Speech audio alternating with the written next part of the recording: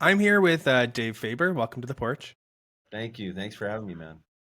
Your new song "Looking for You" is out now. It's a very cute song, I have to say. Tell me about the song, the inspiration, all the things.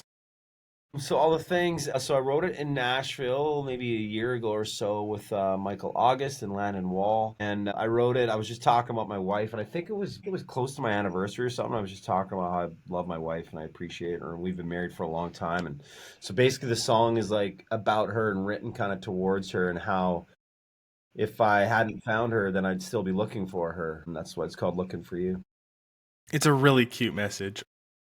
Thank you. Thank you. You mentioned writing it with Michael August and Landon Wall. What was the writing room like? Did you come in with the idea, or did the song just kind of flow out naturally? No, it just kind of flew out. Like we got in there. Landon is incredibly talented and like he's just so good on guitar and his voice is so good. He was actually sick at the time, which was funny because he could barely sing. He couldn't sing the octave up. And then Michael just was like, I was telling him about my wife and how we met. Like the first date me and my wife had, we was at fireworks in Vancouver. Every year they have these massive fireworks that they do in Vancouver. We went there for our first date, and so that the first verse talks about fireworks in July or something. I can't remember the exact lyric, but yeah. So just kind of just we just kind of started riffing, and Michael's one of my favorite writers right now that I actually love writing with him. He's so good, so fast, great melodies, great ideas. Love it. So with the song, what's the one thing that you want fans to take from the song itself? That's a good question. I don't know. I mean, I feel like I feel like when love is meant to be, it'll work. And that's kind of how it kind of worked with me and my wife. I dated quite a few girls before I met my wife, but when I met her, it was kind of like I think we both just felt like we were right for each other. I don't actually truly believe in like the one, like some people say, "Oh, you got to find the one." Because no matter who you marry or who you're with, there's going to be shit that comes along the way. There's valleys, there's mountains. But yeah, man, I just hope people love the song. They can connect to it. I hope they like the melodies. I'm big into the songwriting side of things. I love great melodies, great lyrics. I always try to do my best with songwriting. Been chasing songs for my entire life, pretty much. Yeah, speaking of, this is your first fully solo project, right? Yeah. Yeah. So, what made this the right time to make that leap to go totally solo? Like, so I still have my band Faber Drive, and I was just finding that I felt like it was a little confusing to our Faber Drive fans because like that's Faber Drive's like punk rock, and I just felt like it was time to make the split, and I confident enough that I feel good on my own just doing a solo country project, and I'm excited about it. I've loved country for a long time. I co-wrote Tyler Joe Miller's Fighting song. I've co-written songs with Chris Buck in the past. I've been going to Nashville a lot, so I don't know. I just felt like it was time for me to branch and separate the two, so that I just didn't want it to be confusing to the fans. Like, why is Dave Faber going country, or why is Faber Drive going country? It just felt a little weird to me. What was that conversation like with the guys? Well, you want to talk about the guys? This is a long conversation. So We have time. so Seamus, our drummer, is like the only remaining member and he's been with me for like 15 years. He's awesome, such a good hang and such a good drummer. But pretty much the guys that I have right now are just like Bailey Jacobson and Marcus Ramsey. They're just kind of filling in. I'd love them to be in the band, but it's kind of like Faber Drive isn't the old members, and like there's no bad blood with any of the old members. It's literally just because when you're not making a living and you're not creating as much music and there's not as much going on, it's really hard to stay dedicated to something that is like, kind of floating through the time and floating through air. And it's like, well, I got a family, I got kids, like all the band members. So I think just yeah, the conversation was easy. It was basically just me and Seamus to answer your question in a long answer. Love it. I mean, it's important. I feel like that something similar has happened. Who is it? Stereos with Pat, Patrick. Yeah, and he yeah, Delta Sweet now, I guess, is his stage name. I was talking to him, and it's a very similar conversation that he had as well. right. Yeah, yeah, he's, with the stereos, they were successful back in the day, and they've had a bit of a comeback lately. And yeah, I actually wrote with him maybe a week or two ago with me, Nate Cavalli, Pat, and a guy named Atan out of Nashville. Yeah, it's a good Oh, I time. want to hear that song that came out of that, right? Yeah, I can't wait to hear the work tape too. Haven't, I don't think it's fully finished yet. I think we're still trying to finish it, but we got most of it done. Younger me would be all over a Faber Drive Stereos country collaboration. Cool, man. Yeah, that'd be crazy. So, like you said, like we've kind of talked about a bit, not wanting to confuse your audience, making a bit of a switch, not a switch, but like a parallel lane for country versus pop punk rock. What has that shift been like? Has it been like an easy transition? Have you always been a fan of country, or what did that like where did that shift come from?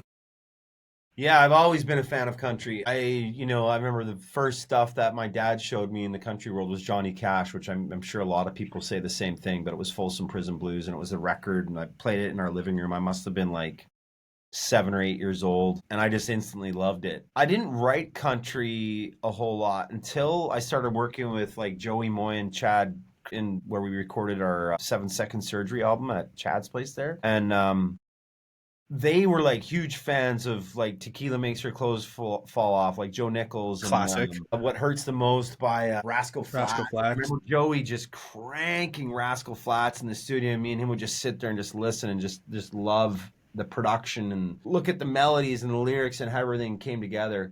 So, the switch for me, for me personally, I don't really feel like it ever has been a switch because again, I've kind of always been.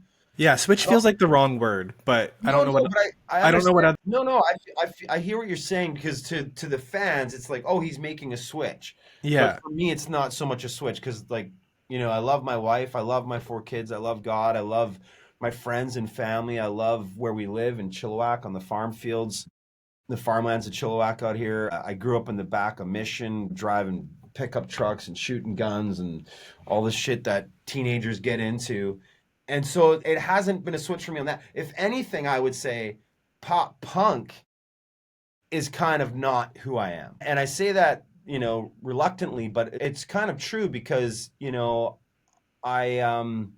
I grew up in a poor family, 7 kids in the back of Mission, and we were just struggling to put food on the table. Dad was, and it was tough times. But for me, punk rock in those days was like it was an outlet. And again, like my punk rock is like a lot of guys are hardcore into like Pennywise and NoFX and stuff. And I love those guys, but I was like really into the Offspring, Green Day, Blink 182, like more of the like mainstream pop punk. And when I found out all of Green Day's songs are literally on 3 strings on a guitar, that's what really set me off to like songwriting. I was like, "What? This is how easy their songs are to play." So then that's where I really got into songwriting when I was like 14 years old, and I went down the pop punk world. I mean, even your pop punk stuff, it's still very much I mean, obviously it's different lyrically as well, but to me it does kind of seem like there's a common thread of like having a heavy story and heavy like almost like not country lyrics, but almost like there are some parallels to me in terms of the Faber Drive and Dave Faber world, which I guess Yeah. makes sense because it's your lived experience. Yeah.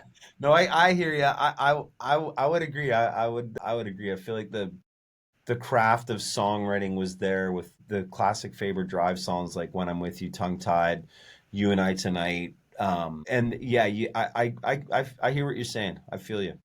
Is there a difference in terms of writing and creating songs for those two genres, or is it more similar than people would think? So I do think there's definitely a difference, and I do get like a lot of my friends that are country buddies of mine. They're like, "Hey, I got this pop punk song or this pop song for Faber Drive," and they send it to me, and I'm like, "Dude, this is country. This is not pop."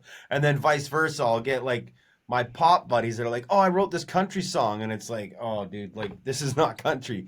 So I feel like the songwriting is separate, but I also feel like again, like going like being in the studio with Joey Moy and really learning that lyrics are way more meaningful than the average person knows.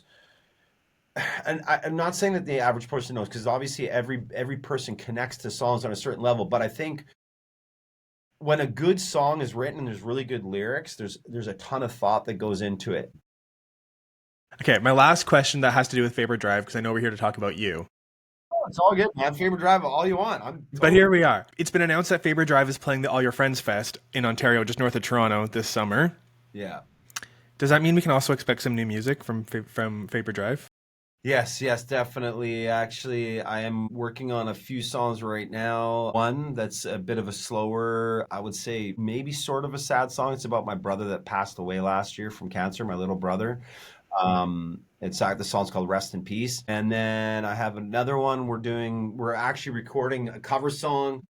And then I've got a bunch of other punk rock stuff that I'm working on as well. I want to do some like, I wouldn't say like Rise Against, maybe like the Offspring sort of style stuff. I want to do some more like almost like our old stuff, like Time Bomb and Killing Me, a little more faster punk. Because the punk band that I was in before Faber Drive was a band called Seed, and it was a Christian pop punk band, and we were huge fans of MXPX and Green Day. I'm just so excited about this All Your Friends Fest. It's gonna be a lot of fun. All right, so back to you. Back to Dave Faber and Looking for You. This is the second single from your upcoming EP. Yeah. What can we expect from the rest of the EP? Well, a few more songs. What the next one is a song called "Tell a Boy Nothing," and I wrote it with just me and Jason Blaine, and it's basically about how us as men can be stubborn as shit, I don't know what you're talking about. and so it's the song's called "Tell a Boy," and it's basically you can't tell a boy nothing. That's the concept of it, and that's coming out soon. And then the next one after that is another one I wrote with Jason Blaine. Actually, the last time I was in Nashville, which was a few weeks ago, wrote it with Jason Blaine, Michael August again, and Dwave from the band Nice. Wave. I don't know if you remember those Sure guys. do. Yeah, early 2000s. And it's called Sweet Life, and very excited about that one. It's kind of like a Keith Urban type feel.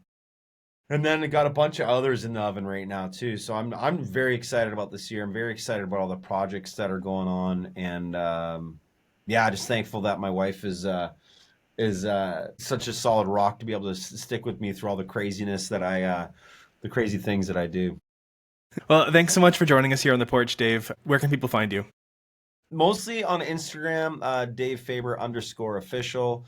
And then you can also message us on Faber Drive. So if you want to contact me, Dave Faber _ official on Instagram or even on Facebook. I just don't check Facebook messages that often on Instagram.